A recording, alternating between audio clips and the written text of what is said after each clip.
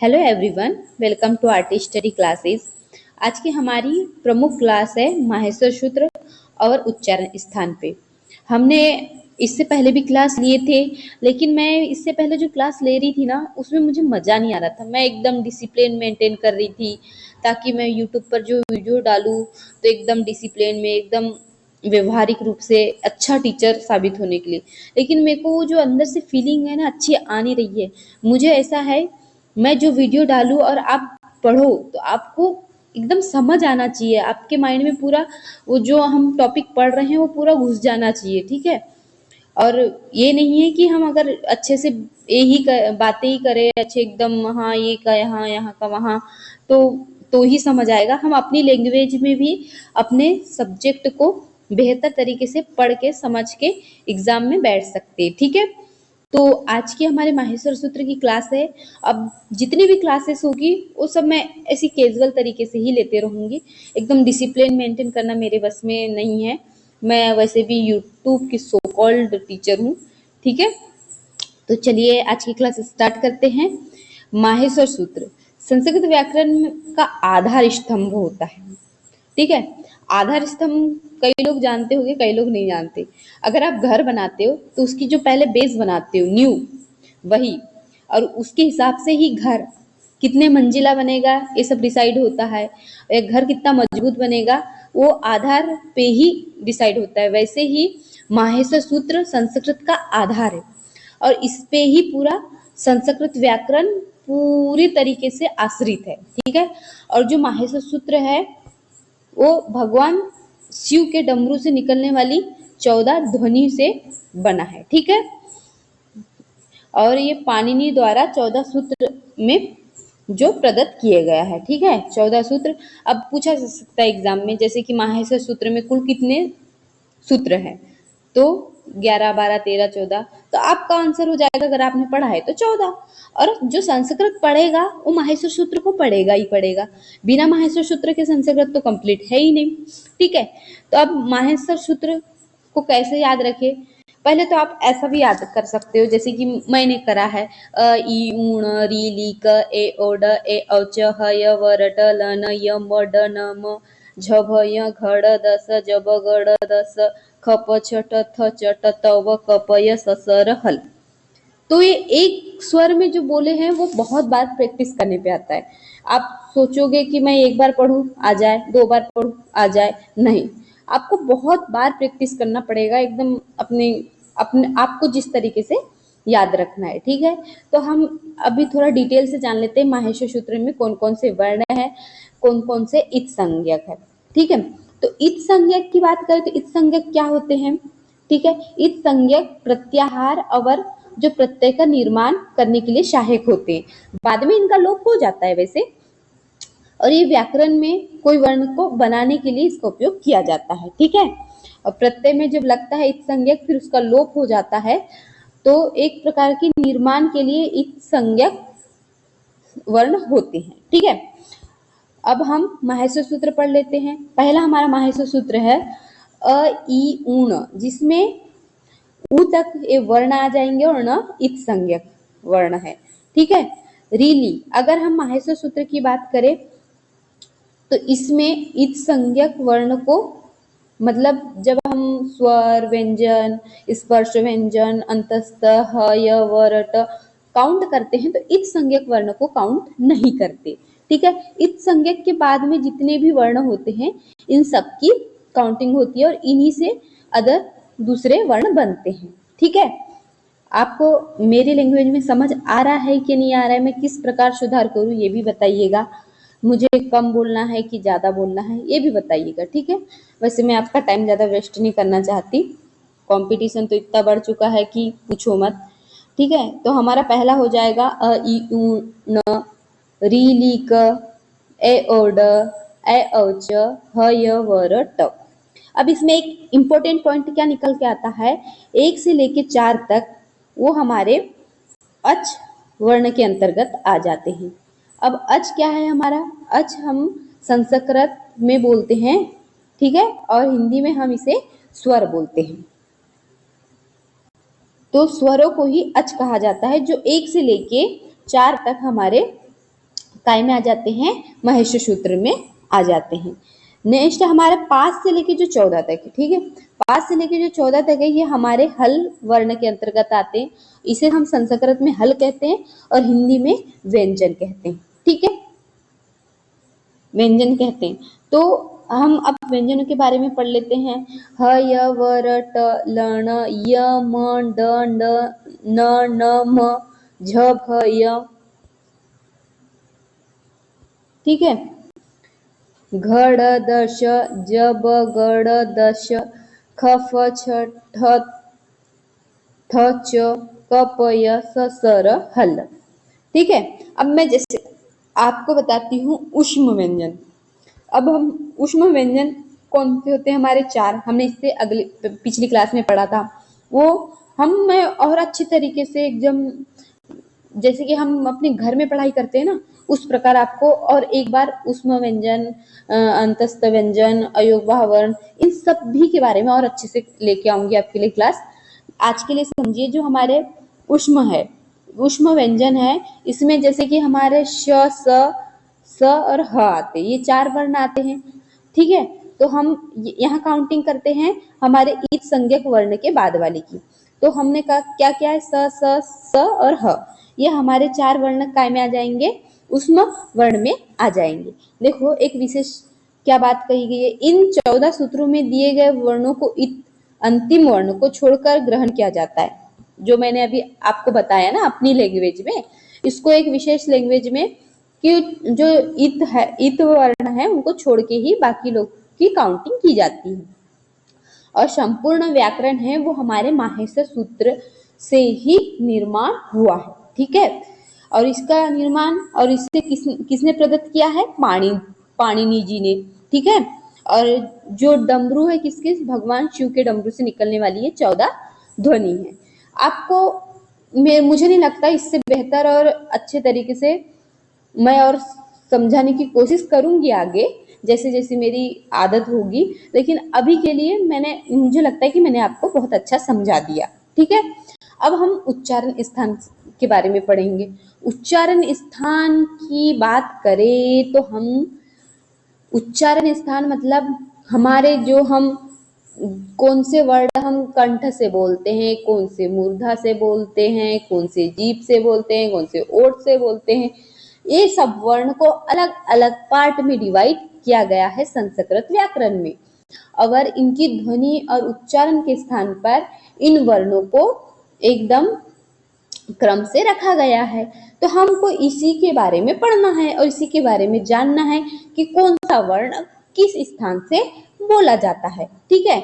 और ये हमारे लिए कितना इम्पोर्टेंट है आपको एग्जाम में पता चलेगा। अभी तो आपको ऐसा लगता होगा क्या ही पूछेगा, क्या ही पूछेगा, लेकिन ऐसी बात नहीं है, पूछ सकता है, पूछता ही है, ठीक है।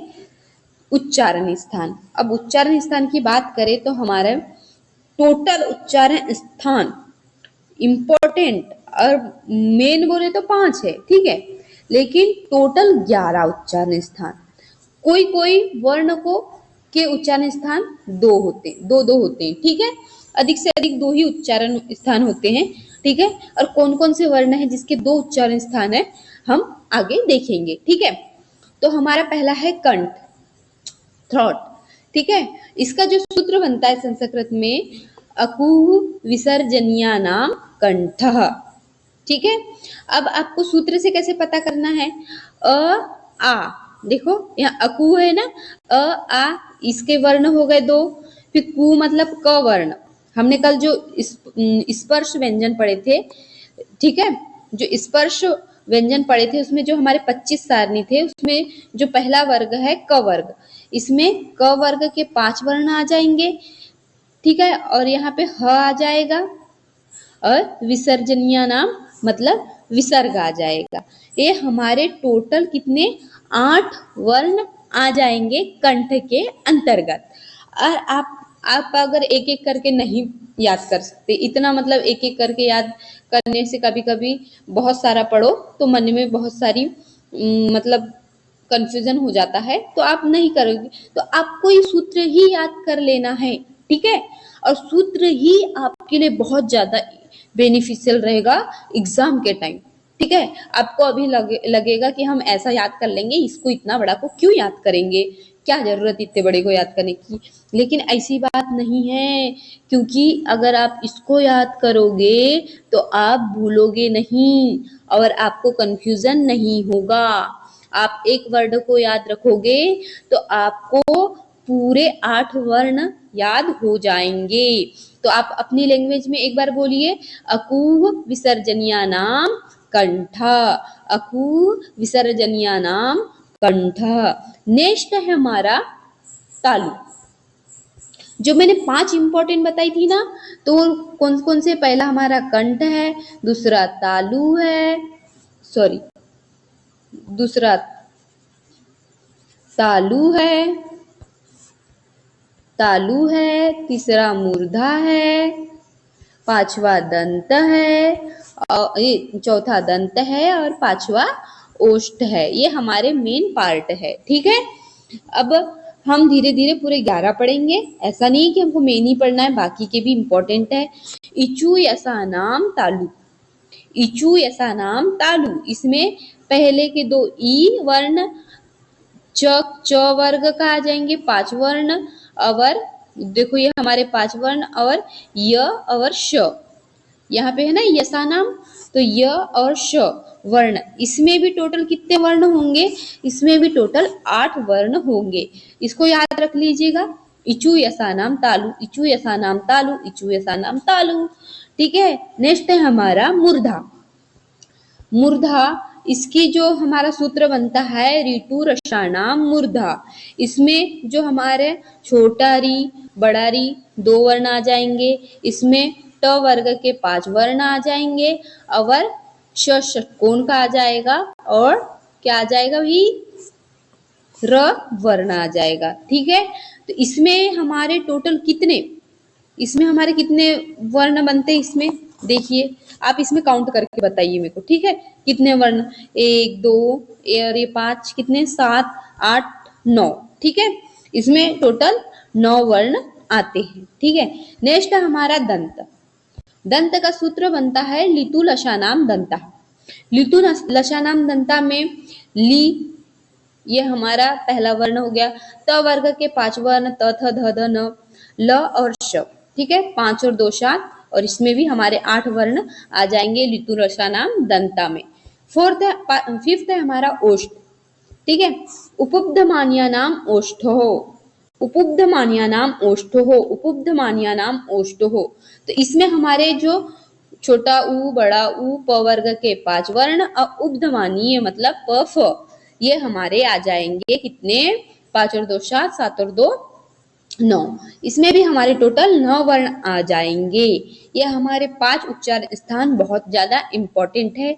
नेक्स्ट हमारा छठा कौन सा हो जाएगा, नासिका। नासिका में हमारा जो सूत्र बनता है य म ड न नाम नासिका।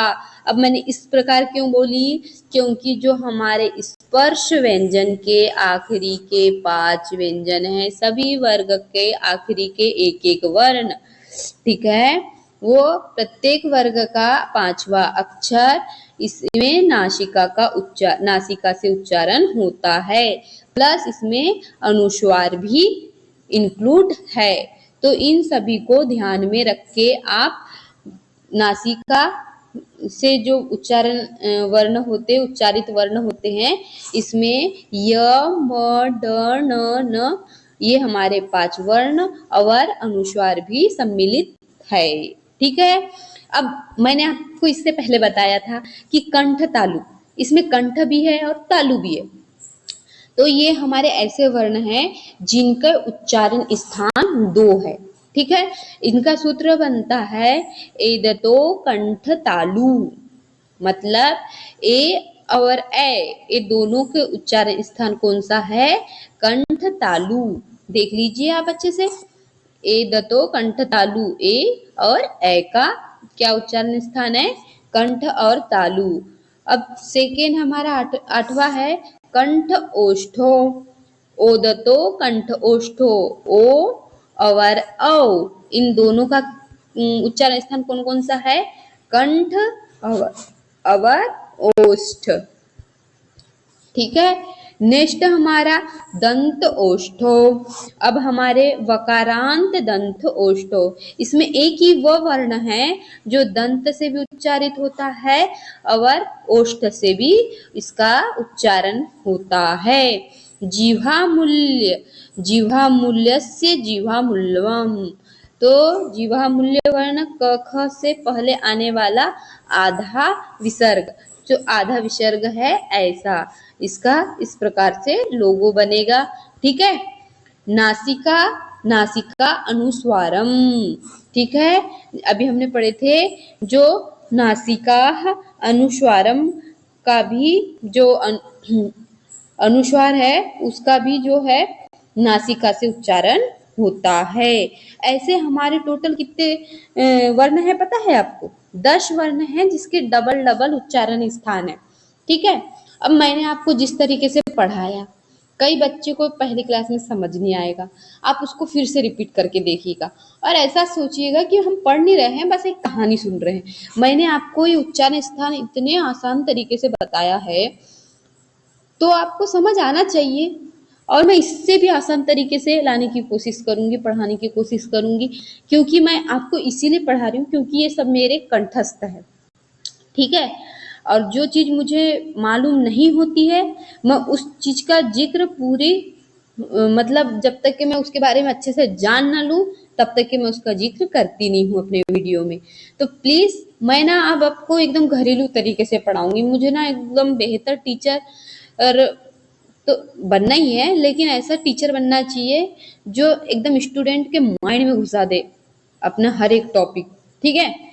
तो प्लीज मेरी वीडियो को जितने भी एमपी के वर्ग 2 के और सी के और जहां भी संस्कृत पूछ रहा है वहां अगर वाले विद्यार्थी तक अगर मेरी वीडियो पहुंचाते हैं आप, तो मेरे लिए भी बहुत बड़ी बात है और आप भी अच्छे से पढ़ पाएंगे। ठीक है। संस्कृत सब्जेक्ट ज्यादा हार्ड नहीं है। ठीक है। Please like share and subscribe कीजिए। Thank you.